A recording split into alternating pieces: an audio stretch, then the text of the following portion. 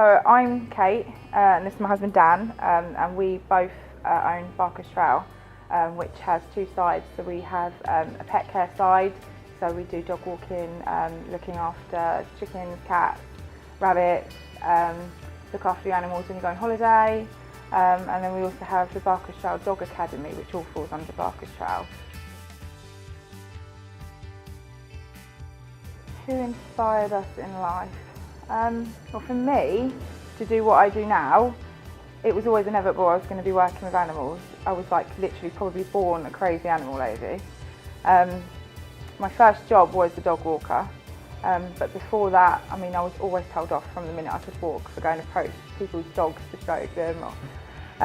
Or there used to be this thing with RSPCA, they had like you could sign up when you were a kid, like Action for Animals and all the things you could do to raise money for them and stuff. So I was always going to be doing it at some point. But in life in general, one of the biggest inspirations to me is a guy called Eldad Hagar, who does a charity called Hope for Paws in LA. And he just does, anyone that's on social media would have seen one of his videos. He films all of his rescues and they nearly always make you cry. But he's amazing, and I was lucky enough to meet him the most. Yeah, me myself, I was first inspired actually by a dog, to be honest. We many years ago we rescued a dog called Ty, and he was badly abused, and he came with all sorts of behaviour problems. And this was before I did any of this side of things. So I went to actually my mum, who's a dog trainer herself. I went to her for help because I didn't know what I was doing at the time. And it kind of went from there. I just fell in love with training and how dogs learn and things like that. Just progressed from there, really. Inspirations now is probably the same as Kate. The same person. It's amazing what he does. He puts himself into positions that are dangerous to himself in order to save an animal, mainly dogs, but animals in general. So yeah, really look up to that guy. We've probably got the same ambition, I think. Yeah. Well, we. In the long run, we want to open a rescue and rehabilitation centre for dogs. I mean, there's lots of dog rescue centres out there, and they all do a fantastic job in what they do, but we tend to have a lot of dogs that maybe have some severe behaviour issues or have medical issues that some places maybe wouldn't be able to help. I mean, in cases, sometimes the dog will be put to sleep because of it, or they just simply won't be rehomed.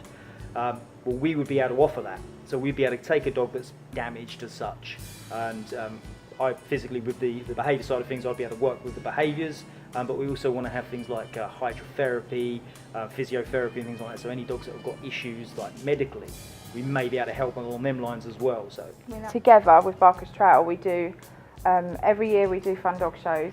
We're getting asked more and more now by different local charities, and it's something that's very dear to us to be able to give back to charities within the local community. So we don't take any money back from what we purchase for the shows. We want all of the money that we can get to go to these little charities, and they are amazing, aren't they? I mean, we work with the Henry Allen Trust. That's one that's very dear to my heart.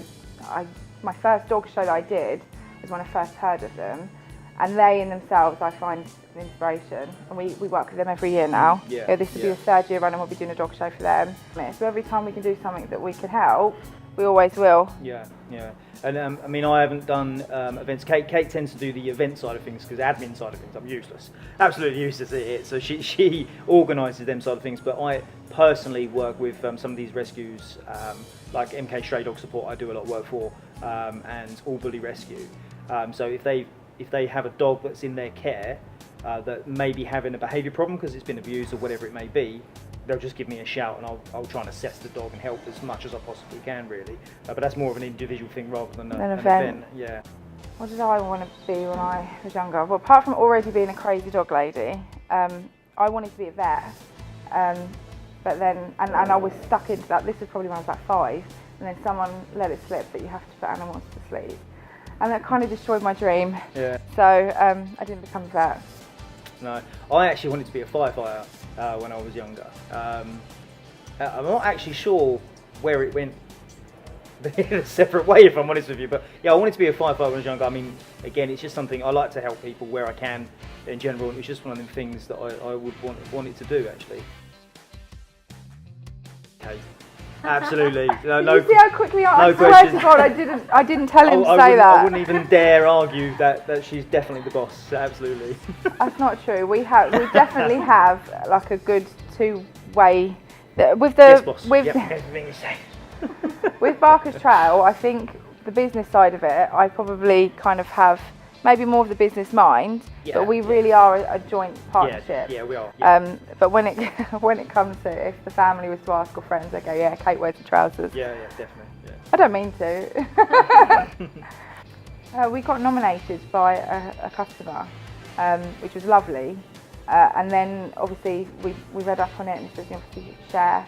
And the nominations have just come flooding in, haven't they? They've just spiralled. Yeah, we got, as Kate said, we got nominated by that one person.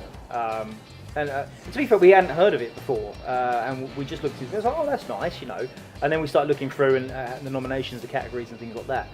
So we shared it, and then it just went crazy. Some of the comments from the nominations have been, honestly, really humbling, isn't it? Yeah, really humbling, and just not necessarily just comments for us, but comments in general about what people say about each other, which made us read into it.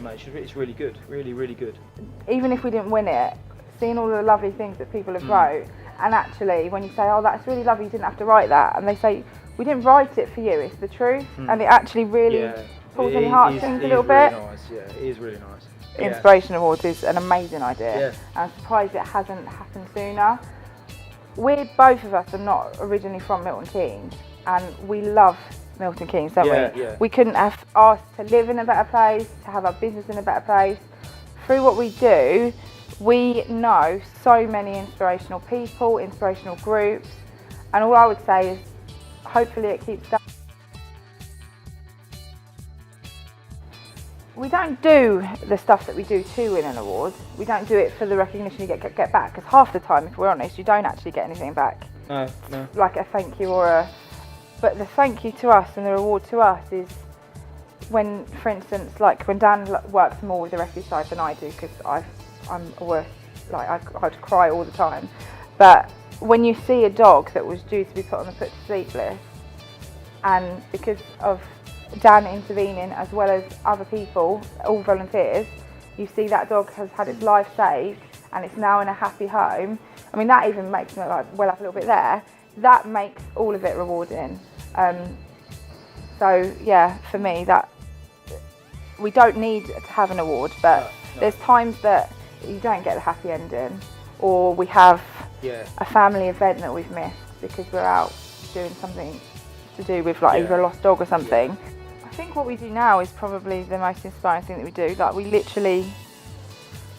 devote as much time and money to whatever we can to help with the causes that we think need the help. Well, with the job we do, we tend to be out in the mud, out in the fields, raining, snowing, whatever it may be. So we're always wearing this stuff, combat trousers. This is actually really smartly dressed for us.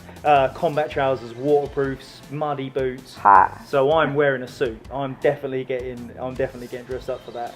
I guess I'll have to wear a dress, but yeah, we'll see. Yeah, we'll see. But we'll look smart for once. I can scrub off all right when I try. It's just with this job, you get up in the morning, you scruff it, you got your hat on. The dogs don't care what you look like.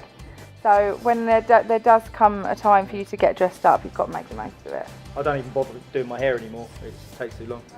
Most of our stuff for getting information would be online. So we have a Facebook page. I'm a bit behind the times with having an Instagram, and I can't for the life of me work Twitter. I probably need to get one of the girls to show me how to do that. My sister would probably be best to show me how to work Twitter. Yeah. But yeah, so Facebook page is probably the biggest one. Yeah. We do a lot of training in Fenny Stratford. However, we do have a new training facility that is being worked on at the moment, which is being by Brick Hill, which is going to be a lot bigger. It's going to be able to allow us to have a lot more classes, offer a lot more services with the pet care. So yeah, it's really exciting times for us. Yeah, and of course we have a website as well. Yeah, barkerstrail.co.uk.